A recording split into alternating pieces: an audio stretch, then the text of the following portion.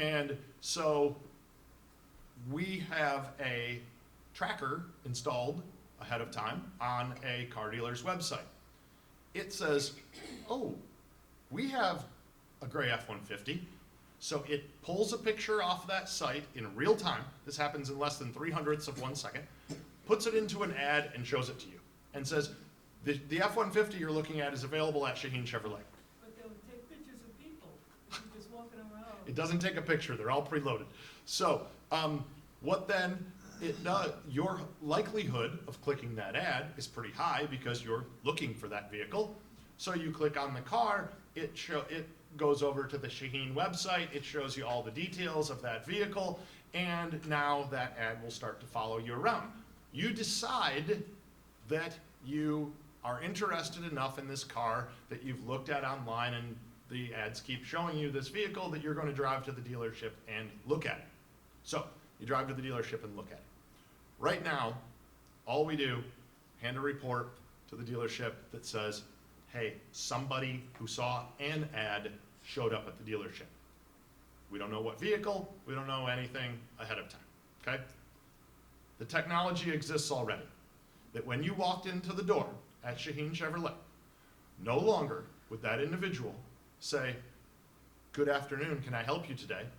He would say, good afternoon, the F-150 you wanted is pulled up right here and is here for you to look at. The technology is available right now. But you still don't know their name. And you wouldn't know their name. Yeah, you wouldn't know their name. And that's kind of why they're holding that back yet, is there is a creep out factor to people. In time, no, it's coming. So, connected TVs. We had quite a few connected TVs in the market. Your TVs are connected just like your laptop, your desktop, everything else. That means we can show TV commercials to you at any given time as well via your connected TV devices. Apple TV, Amazon Fire Stick, Roku's, whatever else. We talked earlier about how you're able to see, everybody's going to see a different commercial at the same time. So if you have multiple connected TVs, we all know most of this programming these days on a connected device is on-demand programming. It's not real time. So you can watch the show whenever you want. But for example, let's say that you had 2 connected TVs in your house and a husband and wife wanted to just be separated that evening or whatever. And one's watching the TV in the kitchen and one's watching the TV in the living room, but they happen to be watching the same program at the same time. And an ad comes on.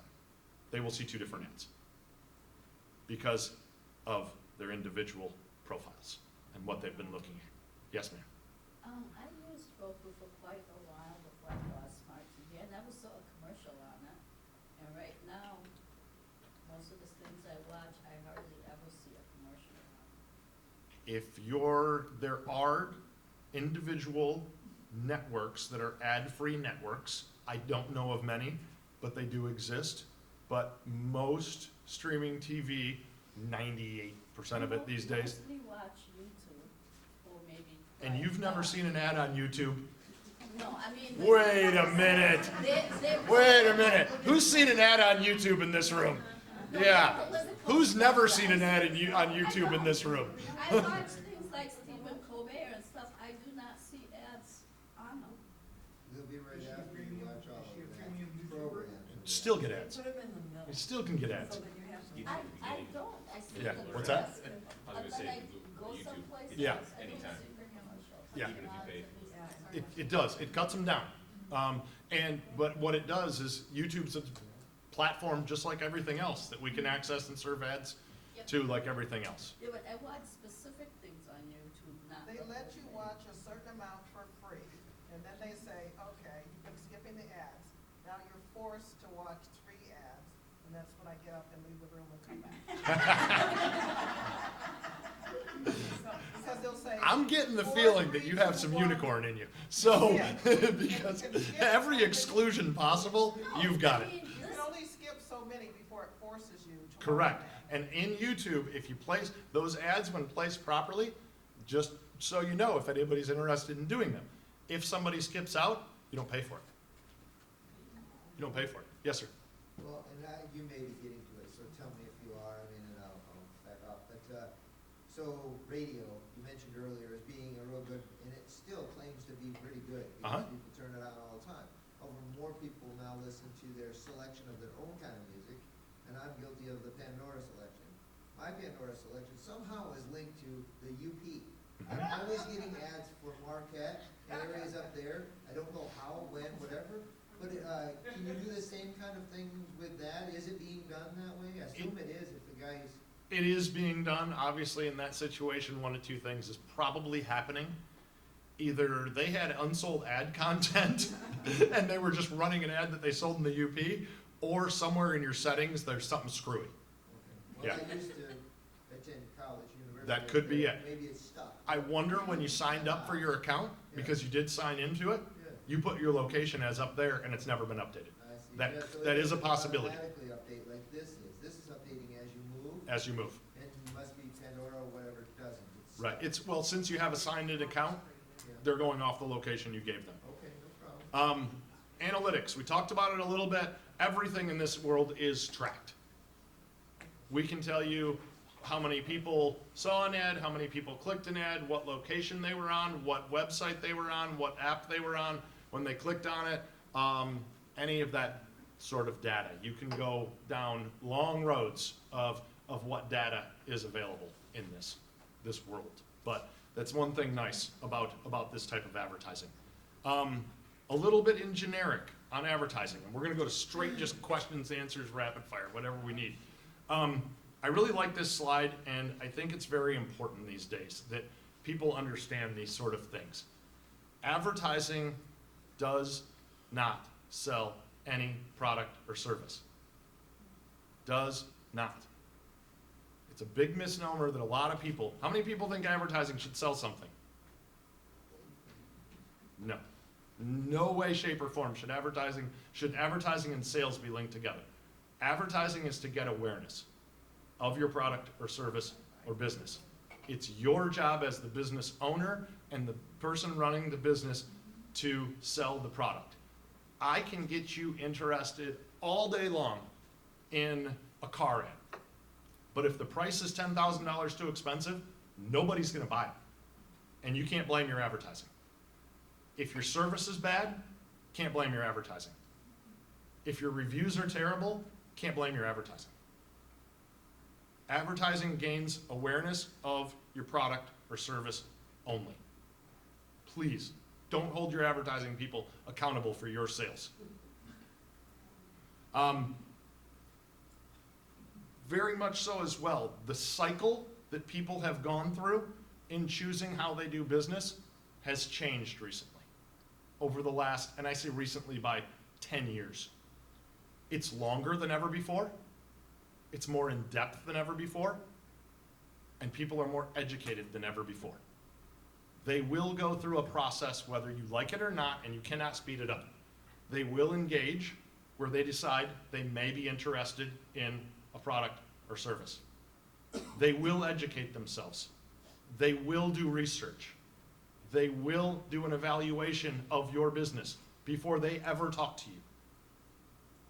And most of that is done by online reviews and online searches and online whatever else they can find about you. They will then have a justification moment where they decide, okay, I feel comfortable enough that these people are good enough that I'll give them a shot. And only at that point, if you can then prove it in person or via website or on the phone, will they give you a shot to sell to them. And they will go through that entire process. We all do it. Who here's bought something for more than $5 recently and didn't go through every one of these steps? Of course you did. So, Wait, I if said it's a more than company- $5. If it's a company you've been using since before the digital age. Correct. Then you're not going through this. I agree with you. But at some point, you go through these steps in buying something. And you still, in considering somebody new. What if somebody wants to, give me an example. What's the example you want to refer to? The company you've been doing business with for, So if I'm going to the grocery store. Okay. I'm not Googling the grocery store. I know where it is. I know what get there, I don't make a list, Right, I just go and buy my stuff and leave. okay. So I don't Google I'll- it, I just, I'll, it's there. I'll give you that one. Most of us aren't grocery store owners. And it's one of the most competitive businesses out there, and getting people to switch is so hard. And the only way they normally do it is going back to earlier, where somebody gets upset. They get mad about something. It's not price. They get upset about something, and they'll switch grocery stores. I'm talking the businesses that the people in this room really own. If you go into Sam's Club and they run up, you got rutabagas and you got melons and like that, does that information, because you have to give them your card? Yes. Does that get out into the? Yes. They know that All you that don't is have stored, all that is sold. Or something? Every rutabaga you bought is tracked and stored, and when rutabagas go on sale, they're gonna send you an ad, because they know you're likely to buy the rutabagas. So, know that. But here's the bottom side of that funnel, that it also came about recently to people, is that once people are on board with your product or service, you have an additional opportunity. You've already sold it. Let's say you're only a business that sells something once every 10 years. You only sell somebody something. You have a long purchase cycle between the times people buy your product. So now you have an opportunity that's different in this digital space, because what will happen is people have adopted you. They've said, okay, we made the purchase. Now, are we happy with it or not? They go through a retention type. They go through an expansion where you have an opportunity to sell them something additional. But the best part of it is if you've taken care of them through that entire process, they are now your advocate. So like the car dealership. And they will review your business on Google. When every one of us, how many people are on Facebook? Okay, every little community has a little Facebook group these days. I live in Holt, we have like 76 of them. And 76 times a day, somebody asks, who's a great dentist in Holt? Who's a great this? Guess what? The advocates are pitching them. The people who weren't taken care of are hammering them. Your public will control your future. A customer today controls your business tomorrow because of the web, and because of social media, and because of reviews that you can't get rid of. But can Yes, you ma'am. get- Can you get sued though if you No. say? You can get sued all day long, but you'll never win. Or something like that? It's been done, it's been tried in every court, and nobody's ever won. I mean, I think somewhere I read this scientific fact that most people review when they're upset True, about the service than when they're happy with the service. They just let it go. true. And that's taken a form in digital these days. So the old adage of the best advertising was always word of mouth. Okay? The old numbers said if you had a tremendous experience, you would tell 2 people. If you had a bad experience, you'd tell 17. You know? How many? It's totally true. So you have to realize that. And what happened in the olden days, okay, fine. You gave somebody bad service. It happens to us all. Nobody's business is perfect. But it didn't last forever. Now it doesn't go away. It's going to haunt you forever online until Google reviews goes away, and I don't think they're going away anytime too soon. I got a feeling this digital thing, this web thing, I think it's gonna stay. Just a thought, I might be wrong. Yes, sir. Well, like, so the only thing I'm really familiar with in our particular business and reviews is Facebook. Okay? It gives me an opportunity without having to have a webpage that I have the concern of somebody taking control of and all Yep. the other things. But we have a 5-star review with only like about 6 people reviewing us. Okay? At one point, a person made a mistake and put down that it was 4 stars, and she said, "I'm sorry," and I said, "That's totally fine. I'd much rather have a realistic review than 5 stars, because 5 stars makes it look like everybody's saying you're perfect, and I'm not perfect, like Right. you said, you know." But so I think that even a true negative comment that's honest is okay if that's the case. If they weren't 100% satisfied, but it really does stink if you can't get it corrected if they're lying, if they're being deceitful in their experience that they never even had. I'll give you an example, and I'll come right over to you. I'll give you an example. One of my clients recently had a 5-star review with over 150 reviews, okay? He's been perfect. He got a 1-star review the other day, about 3 weeks ago. This guy went on for 2.5 paragraphs. They, within 1 hour, had a reply to him and said, please call us to discuss. We've looked at our records, we don't know who your name is. They looked him up on Facebook, they looked him up on Google, they looked him up everywhere, they know exactly where he lives. He lives in DeWitt. Now, also on his profile, you can see everything else he's reviewed. He has filed over 100 negative reviews on businesses around Lansing. They have never done business with him. They have talked to Google 7 times so far, and Google said, sorry.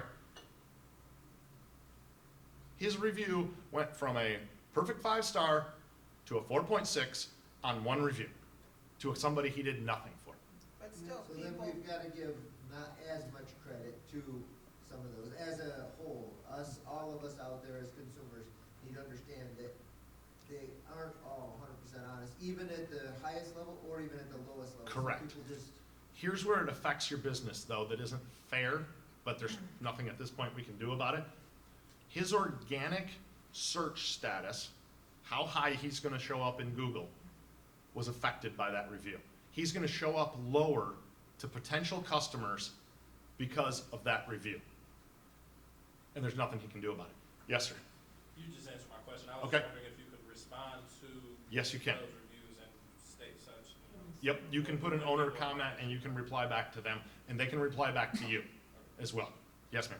I mean, one of the things when I look at people's reviews is if I see 100 reviews that are great and I see 1 or 2 that are bad, I chalk it up to maybe something happened that day.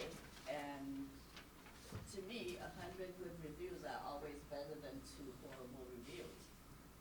Can I tell you something, though? Yeah. That in this society, and I'm going to go to a page right now to show it to you. Let's, I don't know, we'll use the Pelican example again, just so I don't get somebody else targeting me again.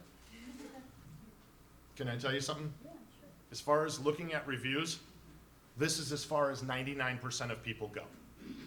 They look at the stars, and that's it. They don't read them, they don't do anything.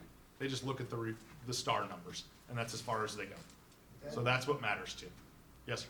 so this one here that we're looking at, because you don't want to be arguing about it. It's okay, we can look at anybody. No, that's fine, fine. So Pelican Water Systems has a 4.4 review out of 456, the best I can see, reviews. Yep, They still are on top of the list. that's a paid ad. See where it says ad right there? Yes, That's paid. okay. So actually, because I typed in Pelican Water, Direct. right underneath that is an unpaid, and that's or what we would call an organic listing. So you would have to search like And water systems. so to see what you if get. we typed in water systems, let's do this just for fun, and say in Lansing. Does anybody sell water systems? Because if so, I don't want to use it as an example. No, seriously. Okay, so we have two ads. What neighborhood is that? It works off, it goes to the center of the city, since we just did that. These are organic listings right here. They will get listed in order of how Google feels about them on that day. These can change throughout the day. It will first look at location. It will then look at reviews, and it will put them towards the top.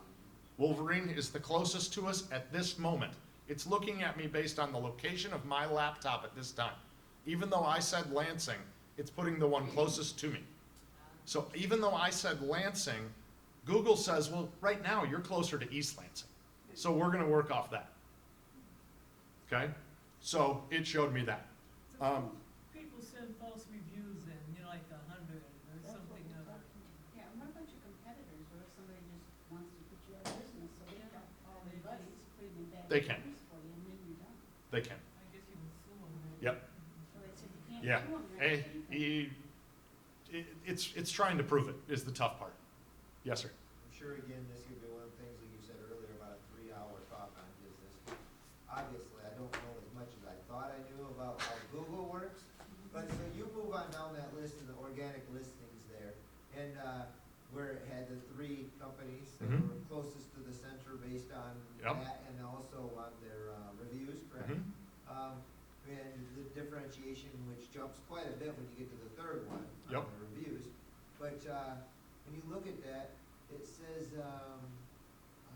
Wolverine Water Systems, then Culligan, and then it says that it mentions it on their webpage. Mhm. So that's how it pulled up that that was part of Water Systems. Yep. Otherwise, it's just Culligan of Lansing. Correct. So, again, you'd have to have the webpage built under there in order to have, It very much helps your organic listings of where it's coming from. On the back of every web page, everything, there are keywords that are built in you know, to web pages that Google scrolls Like constantly water softener. in the algorithm and says, well, I know this guy's business, his name is Culligan of Lansing. What does that say about water? Nothing. But their web page, so Google's crawler knows, it says water, water, water systems, water Lansing, water this. So the web crawler's looking for what your website says versus what your search terms are. So another way we can get to display, I mean, it's not only location-based and things like that. Things can work off of keyword searches. Things can work off what you're reading. If somebody was reading an article about water systems, we might show them an ad for a water filter, just because you read an article about it. So you'll get related topics as well. Why There's don't you web, get- Why don't you get plumbing when you put in water systems? because whoever's the plumbing company running their SEO is doing a crappy job. So that's why. Because really water systems, I was looking for the system. Now let's say if I wanted water systems Lansing installer, I get a plumbing company. Because now I'm looking for somebody to install the water system. Okay, I get it. Google really does try to give the user the best data versus giving the business the best listing. That's really what they'll tell you that, and I think if you look at their search patterns, they really do try to give the best results to the user versus the company. They have no problem making the company earn it.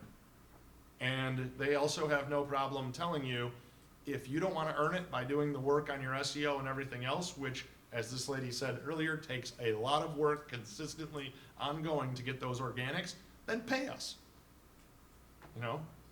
They don't do, I think they're doing $4 billion a day in ad sales or something. It's not by mistake. Is Sir. that 127 going up about 2/3 the way over? I believe it is. So we might be able to see my 100. Well, we'll send ads to it. Yes, sir. I'm just curious, what is the cost of a Google ad? Just, Google ads in a paid Google ad, so that's a pay-per-click platform.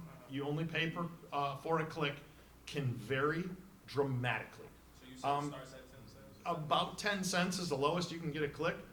I know customers who pay $150, $200 Per click? a click, Get out. one click, to get somebody to their website. Now, they're selling a product with a profit margin of $20,000. That makes sense. So in an extremely competitive environment. So is it worth it? Yes, they've done the math and they know, okay, if we get 15 people to click, we're gonna get 2 to apply and we're gonna get 1 approved, and it's a math equation. But do they do it for a short term, like just for 2 weeks?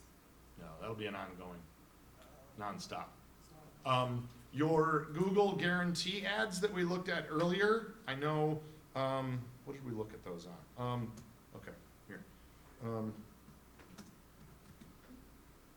I know I was doing some research on these the other day. So I know this one in particular. Those Google guarantee ads right there at the top, those are running about $69 a click. for a roofing company in Lansing, Michigan. $69 for one click. Google is making it tough. That's why a lot of us are going other directions. We do some Google. We're doing much more display, video to targeted audiences on other ways. It varies by industry. It's all basically supply and demand based on the competitiveness of the business you're into. It's an auction. Google's whole ad system is based on an auction. Yes, sir. Just to clarify, I believe I understand, but if that was $69, Yeah. and your competitor didn't want you doing as well as what, and they just have a lot of people clicking on there and Mhm. buying your service. It's possible. It's very difficult. They'll allow one click per IP address per 24 hours. So they have put safety regulations in place. Also, on these Google Guarantee ads, there is a tracking that goes in place. There's a phone number that goes to your business, and those phone calls get recorded. So if it turns out it is a fake phone call, you do not pay for it. I don't, and Yeah, again, you don't have to pay for it. The fact that, in 1996, when I was building my own HTML webpage before all that, when bots came about and the fact that it would click on its own, Yeah. and it would just end up racking up your bill one